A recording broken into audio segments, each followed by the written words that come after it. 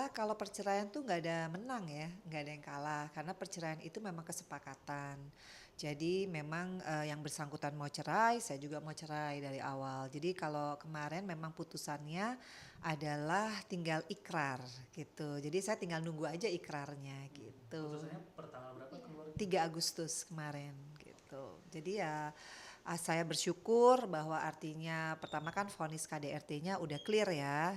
Yang bersangkutan memang dinyatakan secara sah dan meyakinkan untuk kasus KDRT dan tinggal cerai, nggak taunya alhamdulillah juga udah cerai, tinggal ikrar. Karena kan kalau nggak ikrar kan belum sah ya gitu. Tapi putusannya sudah gitu. Kapan kira-kira mungkin Mbak untuk ikrarnya sendiri?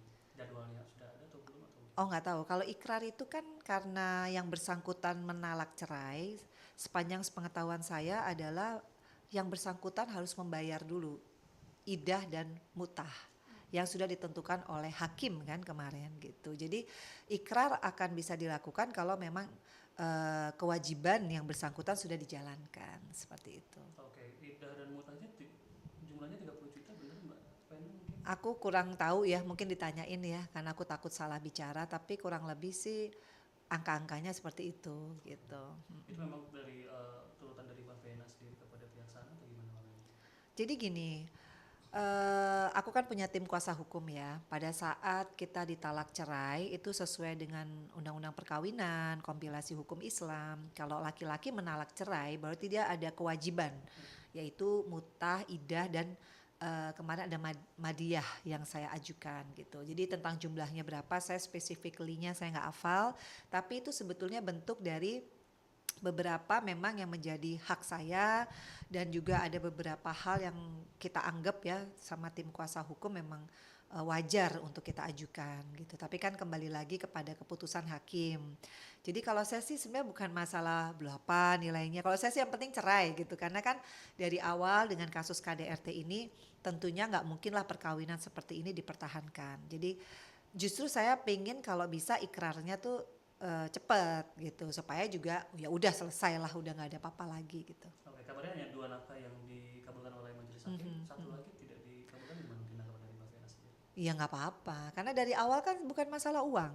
Dari awal kan memang saya itu menikah karena lillahi ta'ala aja kan. Kita punya komitmen bahwa kita akan jadi keluarga yang sakinah mawadah warohmah. Kita benar-benar apalagi terutama saya lah gitu yang menikah benar-benar ingin mempunyai imam yang bisa membawa saya menuju surganya Allah karena beliau itu kan katanya hijrah gitu. Jadi ya kalau soal uang mah dari awal bukan itu kali gitu. Tapi kalau saya sih alhamdulillahnya ya 8 bulan ini saya belajar banyak tentang kesabaran dan makin kesini saya malah bersyukur ya dalam arti kata kenapa saya mengalami semua ini karena Allah pengen saya tuh benar-benar dekat sama Allah. Karena kalau saya nggak dekat sama Allah mungkin pada saat ini saya bicara mungkin bukan seperti ini kata-kata yang keluar. Pasti penuh dengan kesedihan, pasti penuh dengan kekecewaan. Tapi saya membalikan ini semua kok sebagai satu pembelajaran hidup yang luar biasa. Jadi semakin saya ditekan, semakin saya di war, semakin saya di playing victim, justru saya semakin dekat sama Allah. Dan saya bersyukur saya bisa melewati ini semua dan mengambil hikmahnya bahwa oke, from now saya harus jadi orang yang bermanfaat. Makanya apa yang saya kerjakan ini semua orientasinya gimana ya perempuan di luar sana yang lagi KDRT. Mereka lagi bingung gak ya kemana ya. Alhamdulillah saya masuk Perindo, kemudian masuk ke sayap organisasinya menjadi ketua bidang pelatihan dan pembinaan vokasional perempuan dan anak. Wah buat saya luar biasa, itu corong gitu ya buat saya untuk saya bisa do more gitu loh. Hanya dulu kan mungkin saya sebagai YouTuber udah gitu, nggak jadi anggota DPR, sekarang nyalek nih.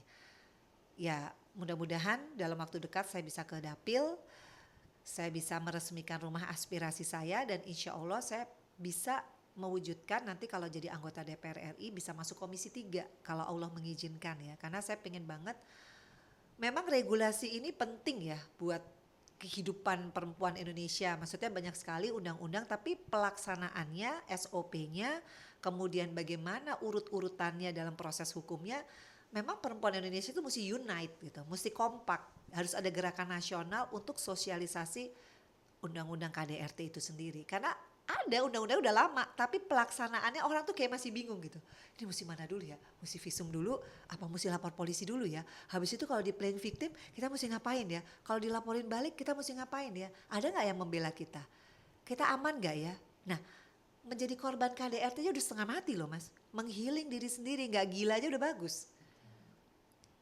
Apalagi kalau kita belum selesai masalah hukumnya nih, belum vonis, tiba-tiba dibalik faktanya, dituntut lagi.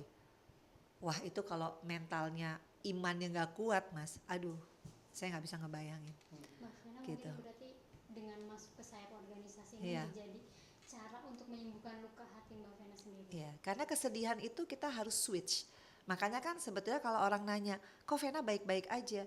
Tapi kalau saya cerita, boleh dilihat di beberapa tayangan atau di beberapa TV, saya tiba-tiba nangis kalau disuruh mengulang kejadian pada saat saya di KDRT, pada saat saya bisa survive.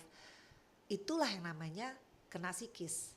Dan waktu itu kenapa orang bisa menentukan jadi tersangka apa enggak sama Polda ya pada saat itu, karena pada saat kita mengalami KDRT itu kita di assessment sama psikolognya Polda. Dan pada saat saya di assessment itu kan setelah 3 hari saya dirawat ya kalau nggak salah, itu hasilnya saya tuh depresi berat, makanya saya nggak pernah berhenti nangis, nggak pernah sampai suara saya serak. Wah udah deh, udah saya juga nggak ngira saya akan punya semangat baru. Tapi setelah saya, tadinya kan saya udah mau mengundurkan dari Perindo karena saya pikir saya perform nggak sih dengan kondisi psikologi yang kayak gini gitu, yang mudah nangis gitu. Gimana saya bisa bertemu konstituen gitu. Tapi ternyata percaya nggak percaya saya kemarin turun gitu ya. Itu yang namanya konstituen saya yang ibu-ibu itu melukin saya. Panjenengan, karena mungkin mereka memang udah kenal saya 10 tahun kan. Mereka tuh ada yang nangis sampai kita ngikutin, kita berdoa. Jadi itu akhirnya membuat saya, oh iya mereka masih butuh saya. Kenapa saya yang jadi harus mundur gitu. Apalagi dari Pak Hari sebagai Ketua Umum Perindo, Pak Ibu Liliana apalagi. Saya merasa bersyukur, memang Allah Maha Tahu ya. Saya ditemukan sama orang-orang baik, orang-orang yang mendukung perjuangan saya. Jadi ya udah bismillahirrahmanirrahim aja, dan adanya media saya rasa penting ya untuk kita menyuarakan ini supaya perempuan Indonesia tuh tahu gitu. Oh iya kalau gini nih harus begini. Betul, buktinya artis saja kena, nggak usah kita takut. Nah itu kan artis juga punya peran ya, apalagi saya jadi caleg gitu. Oke, makanya mengenai kan di KTP Perindo kan memang tadi kata Mbak Vena kan memberikan wadah kepada Ya. perempuan KDRT dan salah satunya takutnya mereka kayak kalau ngelapor takutnya dilaporin balik. Ya. Nah ini berhubungan juga dengan Mbak Vena gitu mengenai ada statement dari pihak sana mengatakan bahwa kalau nanti sudah keluar katanya akan ada kemungkinan untuk melaporkan Mbak Vena balik. Nah itu ada tanggapan mungkin dari Mbak Vena? Iya kalau mau melaporkan balik atau enggak itu hak semua warga negara ya. Tapi kalau saya melihat gitu ya, kalau semuanya di republik ini gitu ya, semua orang yang mencari keadilan kemudian dilaporkan kembali, disitulah gunanya woman support woman, people power. Dalam arti kata, kalau kita sekarang mempunyai satu kebenaran dan kita berani melaporkan penzoliman, terus kita dilaporkan kembali, ya kita kan juga ada kuasa hukum, kita juga ada perangkat hukum, ya silakan aja. Tapi kalau menurut saya, kalau memang merasa tidak bersalah, kenapa pada saat kemarin tidak banding? Simple. Kalau merasa dirinya tidak bersalah, kenapa tidak banding? Itu di PN Kota Kediri. Kalau orang nih tidak bersalah, otomatis begitu dinyatakan mau ketok palu atau sudah ketok palu, pasti dia akan berdiri akan bilang, saya tidak bersalah. Saya banding saat itu juga. Itu naturally. Tapi kenapa nggak banding? Nah, cuma memang di Indonesia ini nggak banyak berani perempuan yang berani menyatakan pendapat secara terbuka, termasuk soal keadilan dia sendiri, termasuk saya, gitu. Soal RJ, restoratif justice. Pada saat itu yang bersangkutan meminta langsung menulis surat kepada Kapolda Jawa Timur. Saya pada saat itu sebenarnya dilarang sama Bang Hotman sebagai kuasa hukum. Tapi saya masih mau memenuhi karena saya masih punya hati nurani dan waktu itu menjelang bulan Ramadan. Artinya saya masih membuka perdamaian. Saya penuhi, tapi ternyata tiba-tiba besoknya berubah beritanya. Dibilang saya mengintimidasi, dibilang saya memaksakan untuk mengakui perbuatan KDRT yang tidak pernah dilakukan. Saya juga bingung. Sebetulnya kalau memang saya istilahnya mau gitu ya untuk meladeni, sebetulnya saya akan bilang, loh saksinya aja polisi. Polisi masa bisa sih kita depan polisi mengintimidasi orang, bagaimana caranya? Itu kan sebenarnya sudah fitnah. Tapi saya tidak mau memperkarakan hal yang tidak fokus kepada kasus KDRT. Akhirnya saya fokus kepada KDRT-nya kan. Alhamdulillah vonis. Itu kan sebetulnya hanya bagian dari cywar yang kalau kepada perempuan digituin pasti biasanya udah ketar-ketir tuh. Mundur tuh. Tapi saya alhamdulillah gak mundur karena saya punya Allah.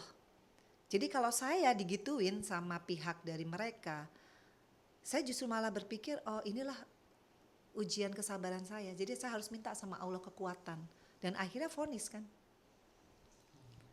Nah, kalau misalkan restoratif justice tidak terpenuhi, apakah itu salah saya?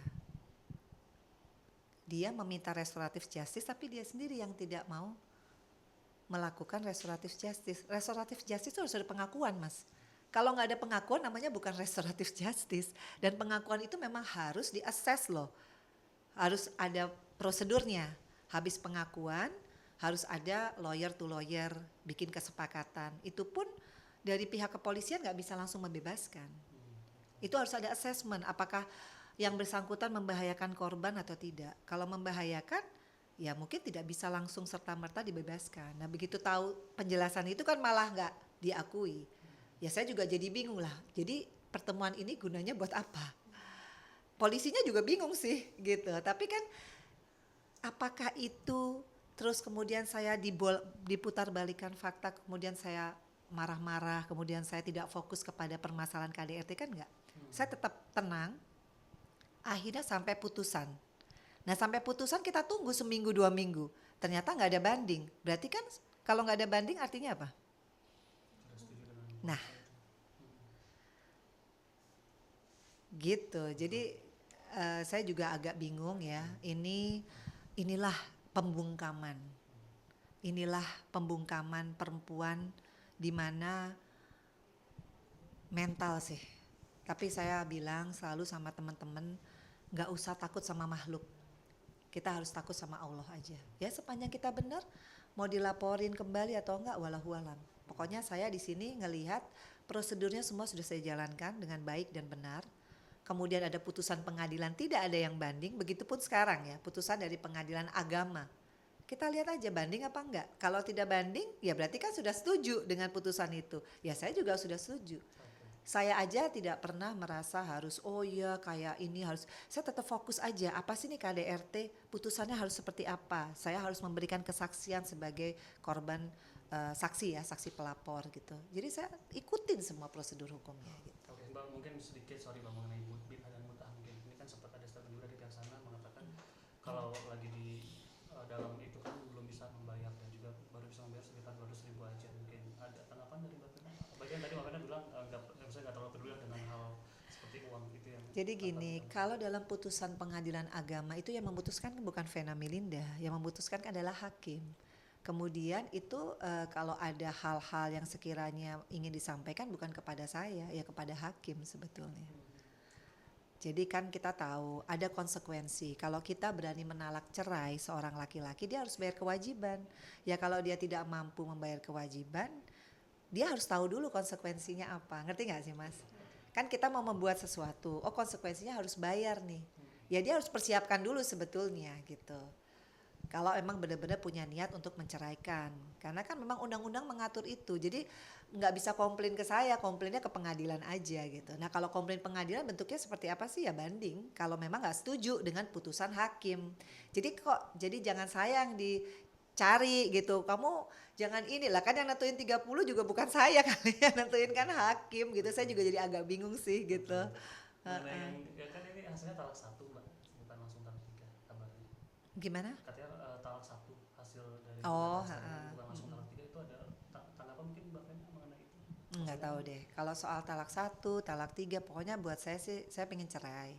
Saya pengen cerai sejak saya di KDRT, sejak saya merasa tidak ada tanggung jawab dari yang bersangkutan, tidak mengakui perbuatannya. Buat saya ya itulah cara Allah memisahkan saya dengan orang yang mungkin selama ini saya pikir dialah imam saya gitu. Tapi ya Allah Maha tahu ya disinilah kita selesai dengan cara seperti ini. Ya saya syukuri aja, ya memang begini qadarullohnya gitu. Oke. Mbak Vena mungkin gini, kalau misalnya nanti Mas Ferry itu udah keluar dan tiba-tiba ingin bertemu dengan Mbak Vena, tiba-tiba datang gitu ke depan muka Mbak Vena sendiri akan bersikap seperti apa sih? Saya selalu bilang saya tidak pernah membenci yang bersangkutan. Begitupun saya tidak pernah membenci keluarganya, saya tidak pernah merasa sakit hati, saya tidak pernah merasa marah dengan apapun yang saya alami 8 bulan terakhir ini ya. Cywar, pembalikan fakta, penggiringan opini. Buat saya justru saya berterima kasih. Karena itu menguji kesabaran saya. Karena saya banyak sekali dengar kajian, kalau kita beriman, kalau kita bertakwa, kita nggak boleh marah. Meskipun hati kita sakit. Jadi kalau saya lagi sedih tuh Mbak, saya dengerin kajian. Habis dengerin kajian, saya merasa bersyukur. Bersyukur ya Allah. Coba kalau saya meninggal. Coba kalau saya nggak dikasih kesempatan untuk saya bisa sehat lagi. Misalkan saya cacat gitu. Apa yang bisa saya perbuat?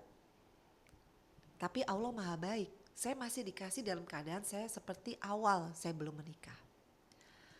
Artinya apa saya maknai? Artinya kamu harus berbuat sesuatu Vena untuk orang banyak. Siapapun itu, makanya sekarang saya orientasinya bikin YouTube, boleh tanya tim saya. Apakah saya mikir viewersnya berapa? Apakah saya mikir AdSense-nya berapa? Enggak. Tapi apa yang saya lakukan dengan saya memanggil survivor, dengan saya memanggil korban yang selama ini gak ngerti mau ngapain, kesusahan. Ya saya rasa inilah keniscayaan saya. Inilah gunanya kamu dikasih hidup untuk kedua kali. Dari kejadian seperti itu. Jadi ya saya maknai aja, inilah legacy saya. Jadi kalaupun saya meninggal, saya bangga sama diri saya sendiri. Bahwa saya bisa berbuat sesuatu, gak harus saya kaya. Kalau kita gak mampu menolong orang dengan uang, ya kita menolong orang dengan apa yang kita bisa. Tenaga saya, pemikiran saya. Ya hal kecil yang penting ikhlas gitu. Jadi ya saya gak pernah takut apapun Mbak di titik ini. Justru saya selalu bersyukur kalaupun ada orang jahat, berarti saya makin dekat sama Allah. Karena begitu saya susah, begitu saya sakit hati, saya hanya cuma bilang ya Allah tolong saya, beri saya kekuatan. Dan sampai detik ini saya kuat. Gitu, itu aja sih. Pak, mungkin mengenai tanggal 1 tadi Pak, kan tanggal 1 itu sebenarnya masih bisa rujuk di masa indah. Nah itu mungkin ke situ sudah tidak akan ada lagi. Satu apa sih? Tanggal 1 kan ada tanggal Satu. 1, 2, 3. 1, 2, 3. Kalau 1 itu masih Oh. masih boleh rujuk. Oh talaknya, Ya, kirain talaknya. tanggalnya. Tanggal 1. Oh, kayaknya gini ya Mas ya.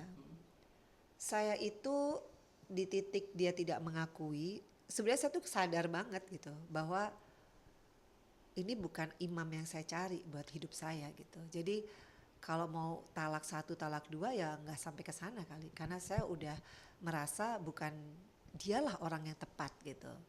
Bukan berarti saya membenci dia ya. Karena dalam perkawinan itu kita mesti punya tujuan yang sama. Kalau mau jadi orang yang istiqomah, jadilah orang yang istiqomah benar. Makanya saya doakan dia kan. Mudah-mudahan di dalam sana dia menjadi orang yang benar-benar bertobat, bertakwa, istiqomah, mendapatkan hidayah yang benar-benar mendapatkan hidayah. Enggak sama saya pun saya rasa dia akan baik kalau seperti itu gitu. Artinya tidak ada kesempatan untuk rujuk kembali ya Mbak Vena? Untuk saat ini saya lagi fokus sama bagaimana saya bisa menghealing diri saya sendiri tentang apa sih cinta itu, apa sih hidup itu. Dan saya di satu titik bahwa ternyata hidup itu mencari cintanya Allah, mencari ridhonya Allah, bukan mencari cintanya manusia, termasuk mencari pujian dari manusia. Jadi di titik ini dengan saya diselamatkan aja, kemudian saya bisa mendapatkan keadilan, artinya Allah sudah menunjukkan kepada saya cintanya Allah. Udah, kebalikannya saya harus lebih meningkatkan ibadah saya meningkatkan akidah saya. Hidup itu bukan semata-mata uang. Ya mudah-mudahan dengan tenaga saya, dengan semua yang ada dalam diri saya, kapasitas saya bisa banyak nolong orang. Itu aja sih. Kemarin baru ulang tahun Mbak Vena, sedikit mungkin doanya. Iya. Aku usia baru gitu. Mbak Vena Usia sendiri. 51 tahun, alhamdulillah Feral kasih saya surat. Itu yang bikin saya nangis sih, karena dalam surat itu apa yang saya panjatkan di dalam tahajud saya itu bisa dijawab sama dia dalam surat itu. Dia bilang dia respect sama saya. Padahal saya baru mengalami hal yang mungkin memalukan dia lah sebagai anak gitu ya. Kedua, dia tahu bahwa mama berapa banyak waktu yang mama habiskan untuk mendoakan aku. berapa detik yang mama selalu pikirin aku. Pokoknya indah banget sih, karena biasanya dia ngasih ke aku kado tapi nggak pernah ada kata-kata mutiaranya. Nah itu luar biasa. Begitupun puisi dari Atala tuh ada di depan tuh puisinya. Jadi nggak ada yang lebih indah kado dari anak-anak yang soleh dan soleha, terutama Fania yang makin pinter. Ya saya sih tujuan hidupnya itu. Jadi kalau ada jodoh lagi, semua Allah yang nentuin gitu.